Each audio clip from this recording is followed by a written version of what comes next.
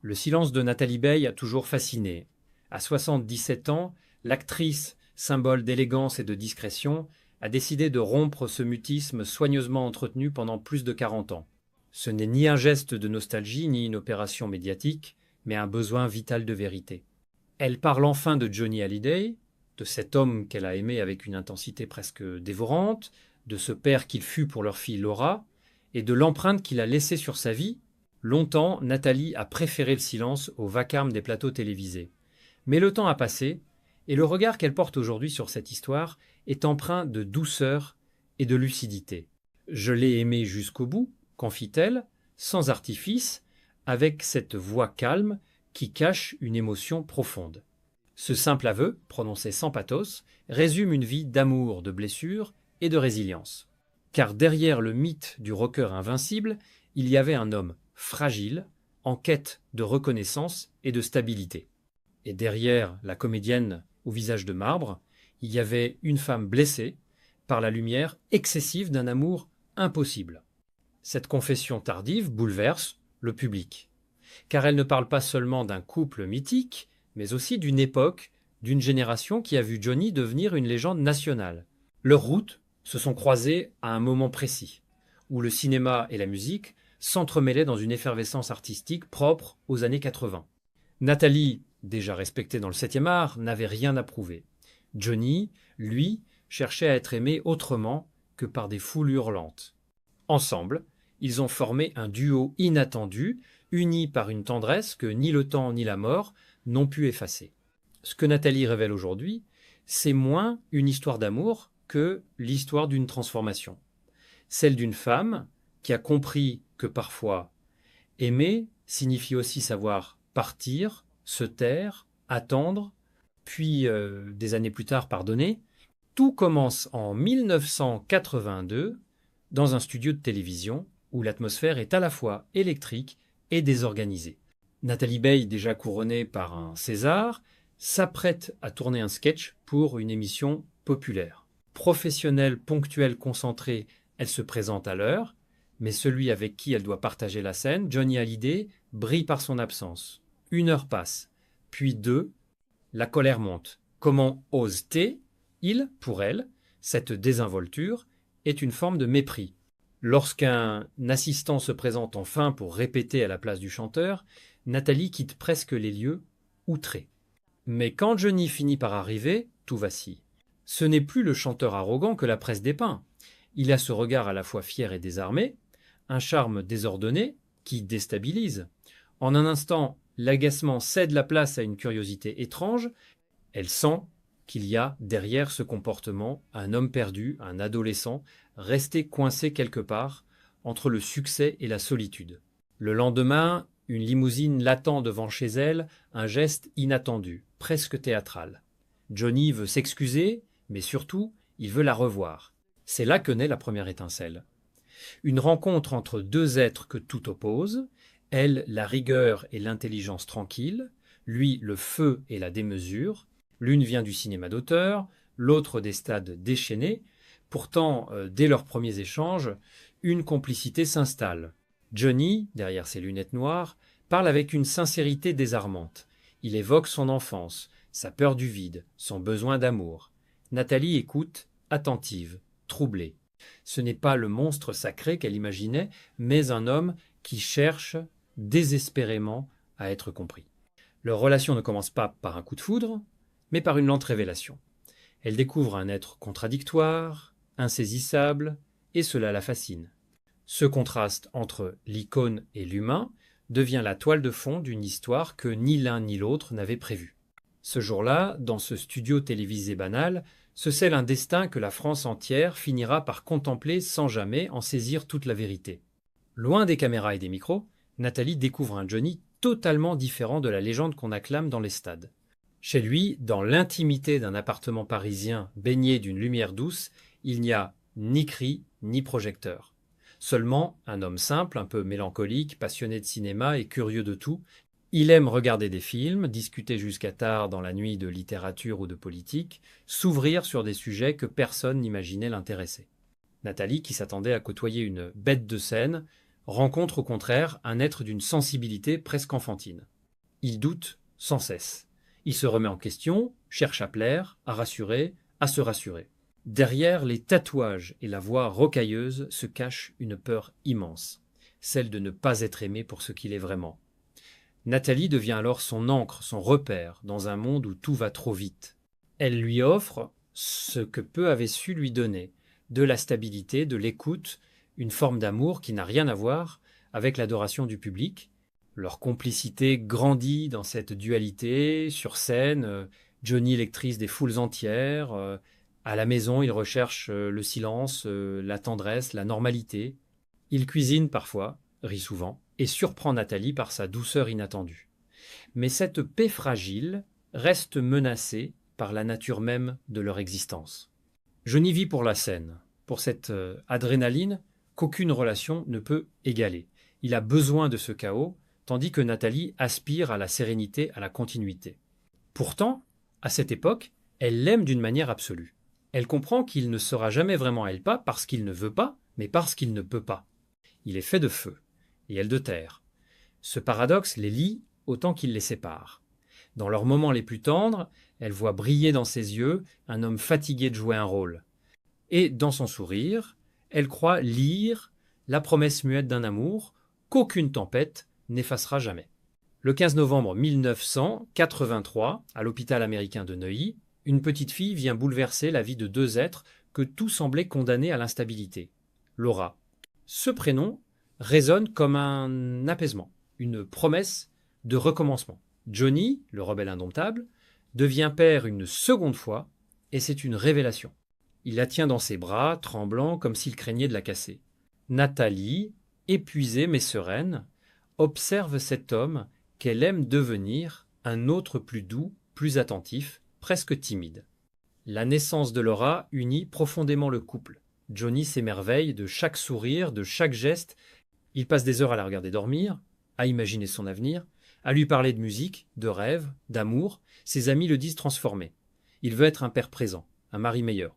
Pour immortaliser ce bonheur, Jean-Jacques Goldman lui écrit Laura, une chanson bouleversante qui devient l'une des plus belles déclarations d'amour de sa carrière. Nathalie y entend les mots qu'il n'a jamais su lui dire directement, mais cette parenthèse lumineuse se fissure rapidement. Les tournées de Johnny reprennent, interminables, épuisantes. Les plateaux de cinéma appellent Nathalie dans toute l'Europe. Leurs vies deviennent des itinéraires parallèles, séparés par la gloire. Ils s'aiment encore, intensément, mais ils ne se croisent plus. Dans leur appartement, les valises ne se défont jamais complètement.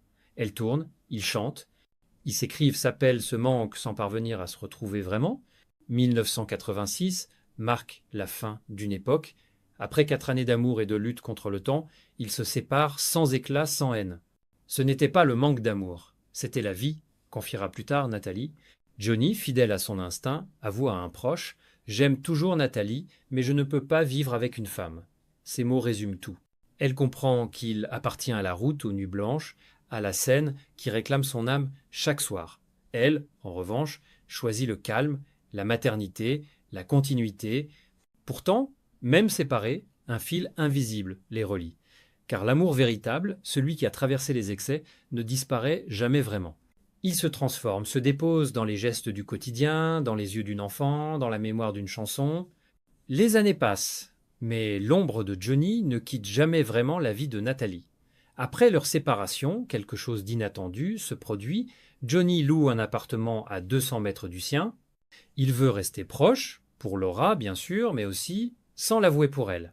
Ils dînent ensemble régulièrement, parlent de leur fille, se remémorent des souvenirs. Entre eux, il n'y a plus de couple, mais il reste une affection profonde, faite de tendresse, de respect et d'une mélancolie partagée. Quand Johnny lui annonce, des années plus tard, qu'il est atteint d'un cancer, Nathalie comprend immédiatement que le compte à rebours a commencé. Ils se voient une dernière fois 4 jours avant que la nouvelle ne devienne publique. Ce soir-là, il n'est plus la star flamboyante, mais un homme apaisé, grave, presque fragile. Il lui parle de ses regrets, de ce qu'il aurait voulu réparer, de Laura surtout. Elle écoute, sans oser pleurer. Elle sait qu'elle assiste à une forme d'adieu. Après sa mort, les projecteurs se braquent sur Laetitia, sa veuve, et sur les querelles d'héritage. Nathalie, fidèle à elle-même, refuse le tumulte médiatique. Elle garde le silence, se tient à l'écart du bruit, choisit la dignité plutôt que le scandale.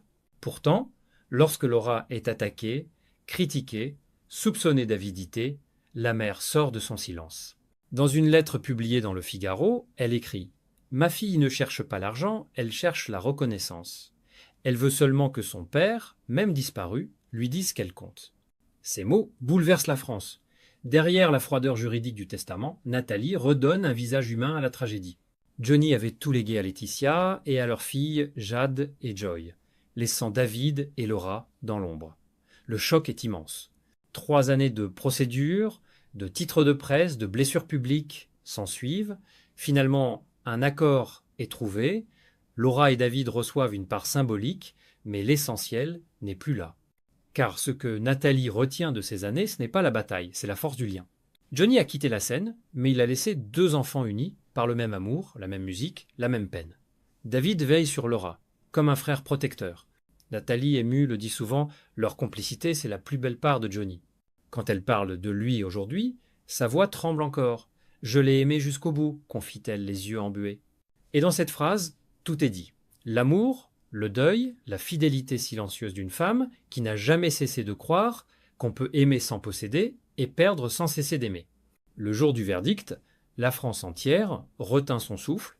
Dans les couloirs glacés du tribunal, la presse s'entassait, prête à dévorer chaque geste, chaque larme, chaque silence. Ce qui se jouait là n'était plus seulement un procès pour des coups, des menaces, ou une emprise, c'était la mise à nu d'un monde où l'amour, quand il déraille, devient un crime maquillé en passion. Il était assis, la tête basse, jouant de cette fragilité qu'il savait si bien exhiber. Elle, absente mais omniprésente, flottait dans les esprits comme une ombre blessée. Les témoignages se succédaient. Des amis, des proches, des témoins de leur déchéance. Tous parlaient du même enfer, de cette spirale infernale où la tendresse avait cédé la place à la peur, à l'humiliation, à la violence sourde. Quand le juge prononça la sentence, ce ne fut ni un cri, ni un soulagement, simplement un silence lourd, presque religieux. Il écopa de plusieurs années de prison. Mais dans le regard de ceux qui l'avaient aimé ou admiré, il n'y avait ni colère ni triomphe, seulement une immense fatigue. Celle d'avoir vu tomber un homme qu'ils croyaient grand et d'avoir perdu, dans cette chute, une part de leur propre foi dans la beauté. Les médias, eux, se repaissaient du scandale. Les journaux titraient sur « le monstre ». Les plateaux télé décortiquaient les moindres détails, les moindres contradictions. La société, avide de justice spectaculaire, oubliait parfois la douleur réelle derrière le drame. On commentait, on jugeait, on analysait sans voir qu'au fond il ne restait que 2 ruines, une femme détruite, un homme brisé. En prison, il écrivit des lettres qu'on disait magnifiques, pleines de repentir et de poésie. Certains y virent la rédemption d'un artiste tourmenté, d'autres n'y lurent qu'un dernier acte de manipulation, l'art de séduire jusque dans la faute. Pendant ce temps, elle essayait de se reconstruire. Lentement, loin des caméras, loin du bruit. Elle ne cherchait plus à se défendre ni à convaincre. Elle voulait simplement se taire, respirer, survivre. Et pourtant, malgré la distance, malgré les murs et les années, ils restaient liés par ce fil invisible que seule la douleur sait tisser. Ce fil qui fait qu'un jour, même sans se revoir, on continue à exister dans la vie de l'autre. Quand il sortit, vieilli, épuisé, presque effacé, la France avait changé. Le cinéma aussi, on ne parlait plus de lui qu'avec gêne. Certains disaient qu'il fallait séparer l'homme de l'artiste, d'autres répliquaient qu'on ne sépare pas la main qui crée de celle qui frappe. Et dans ce débat sans fin, le souvenir de leur amour, de leur tragédie, resta suspendu, comme une leçon amère. Une leçon sur les limites de la passion, sur l'orgueil des hommes et sur le prix que les femmes paient quand elles aiment trop fort. Le temps, ce grand lessiveur d'âme, a fini par emporter le scandale. Mais il n'a pas effacé la trace. Au contraire, il l'a gravée, fine et indélébile, dans la mémoire collective. Chaque fois qu'un de leurs films repasse à la télévision, chaque fois qu'un critique prononce leur nom, c'est comme si une douleur ancienne se rouvrait doucement, sans fracas, mais avec cette mélancolie particulière qui appartient aux histoires trop humaines. Elle, on la revoit dans ses rôles, lumineuse et fragile, comme si elle cherchait déjà, à travers ses personnages, à dire l'indicible, la peur, la dépendance, la honte, Lui, on redécouvre ses mots, sa voix, sa sensibilité, et l'on se demande encore comment un tel talent a pu cohabiter avec une telle noirceur. Ce paradoxe, cette fracture, c'est peut être ce qui fait d'eux deux figures inoubliables, pas pour ce qu'ils ont fait, mais pour ce qu'ils incarnent. La face cachée du génie, le gouffre sous la gloire. Avec les années, les jeunes générations ont tenté de comprendre sans juger, d'écouter sans idolâtrer. Dans les écoles de cinéma, on projette encore leurs œuvres, mais on les entoure désormais de discussions, de réflexions, de mots qu'on ne prononçait pas à l'époque. Violence psychologique, emprise, responsabilité. Leurs noms sont devenus un avertissement, un miroir tendu à une industrie qui trop souvent ferme les yeux sur ses propres démons. Et pourtant, au-delà du drame, il reste la beauté, celle de leur art, celle de leur regard croisé sur l'écran, celle, tragique, d'un amour qui n'a pas su se sauver. Peut être que c'est cela, leur véritable héritage, nous rappeler que le génie, sans la bonté, finit toujours par se détruire lui-même.